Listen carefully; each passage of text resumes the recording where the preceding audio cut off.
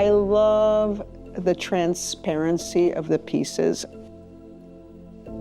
I'm always questioning myself. I'm like, why don't I just do paintings? They're easy to ship.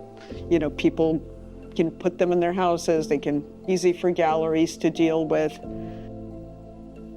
I want to flow through it.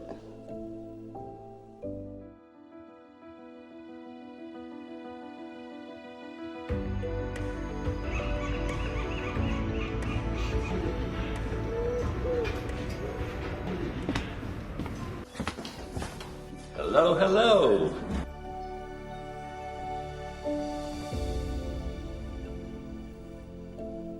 Marina, thanks for having us. I'm thrilled to be at your studio. Welcome.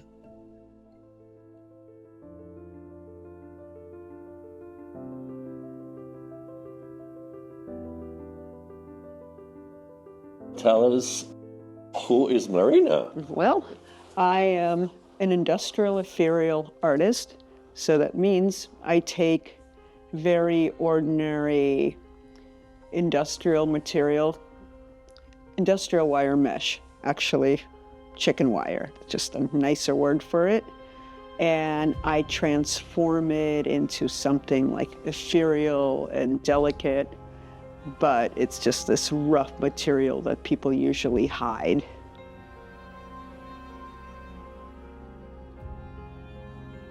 I've been working as an artist, I guess, forever. I immigrated to this country from the former Soviet Union. I was a little kid. I didn't speak any English. I was in culture shock.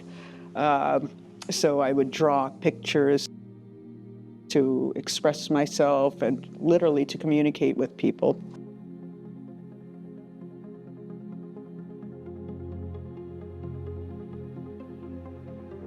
Elevating the structure, it just poetically made sense.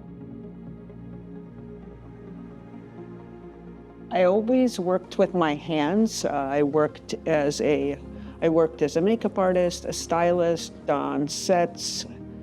I always had to do something creative. I graduated from Massachusetts College of Art in painting, but in the end, it ended up not being satisfying. The painting process. It just wasn't enough. Like, it wasn't tactile enough. There was like, I have to like touch everything in order to. So you also like that 3D volume yeah, particularly just, so when I met this medium, it was, the only way I can compare it is like meeting the right partner.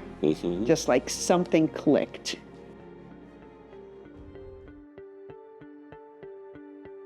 When I do create a piece and it has this soul, it has this air, and this contradiction, like it's contradiction of something being rough and crude, but coming together in this like elegant package.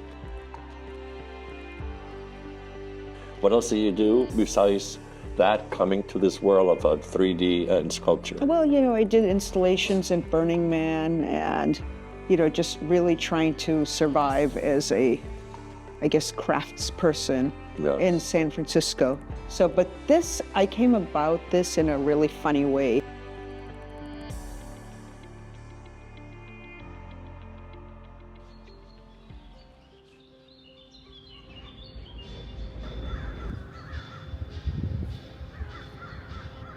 I was rehabilitating an urban green space, and got my neighbors to get together and fix this little area up, and we planted things, and I decided I was gonna do a topiary sculpture. Oh, topiary, wow. Yeah, I was like, you know, I know how to sculpt well, and I decided I was gonna make a coyote because we had like rampant coyotes at the time, and that's kind of like an urban creature. And I made one with the intention to put plants in it. And then I just saw the beauty of this material, how like the air was going through it and how it was ethereal. Yeah. And it was just like, I'm not putting any plants in it. And it's gonna live by itself. Yes, and it clicked for me, just like the idea of something just being so rough and that everybody hides, like You know, you put it when you do buildings, or when artists build with clay, they put it inside. Like the structure is more about the structure than the artwork by itself. No, I think like if you're gonna go on and like do something in your artwork, you have to have this like little, I don't know, philosophical turn on. Like it has to be like, oh, this is why I make. I create a simple template. Yes. And when I'm in the process, I get really confused. You know, I just like, I go at it till exhaustion. So I need to go back to these like really simple templates so I don't get lost. So this one was like no template. This was just like freehand? Yeah, freehand. So you didn't start with photography or anything? You just went on with a sketch or nothing? Yeah, so this is window screen. I always like the sort of like idea of like layers and transparencies and screens. Mm-hmm. And I don't know, I thought it was so fluid, but it's really sharp and able to work with. It's like, cut. Yes, they're like these like micro cuts. So this is my gloves. So basically, That's destroyed. Look at they're that. useless. So now I have... Thank God it's the gloves on your hands. Yeah, so now they just don't work. I just like use my hands.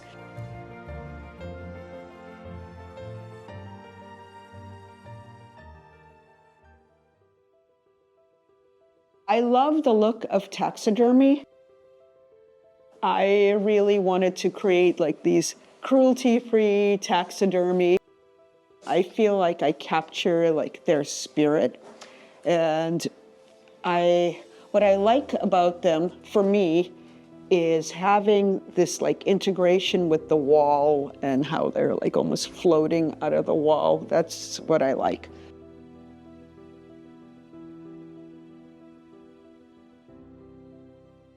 In my process, I am like, I'm one with it. I'm in love with what I'm doing. And I'm always questioning myself. I'm like, why don't I just do paintings? They're easy to ship, easy for galleries to deal with. But then when I come back to my creatures and I see them and they greet me, and I'm like, oh, I can't stop doing this. Okay. It's an addiction. The beauty of this medium is because it is not expensive, so I'm free to destroy it. You know, so it's like I can mess it up. It was a perfectly beautiful piece, but there was something that bugged me about it. And you destroy it? Yeah, I just went in and started carving it out, and you know, now I'm gonna create some horns for this, and yeah, and they're gonna be good.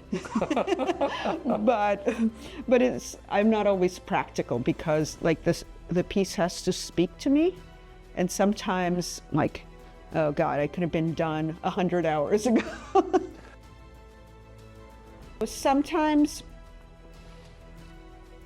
I like the way the air interacts with these darker pieces. Yes. Because it's like dark and mysterious, but somehow cozy because it lets in light.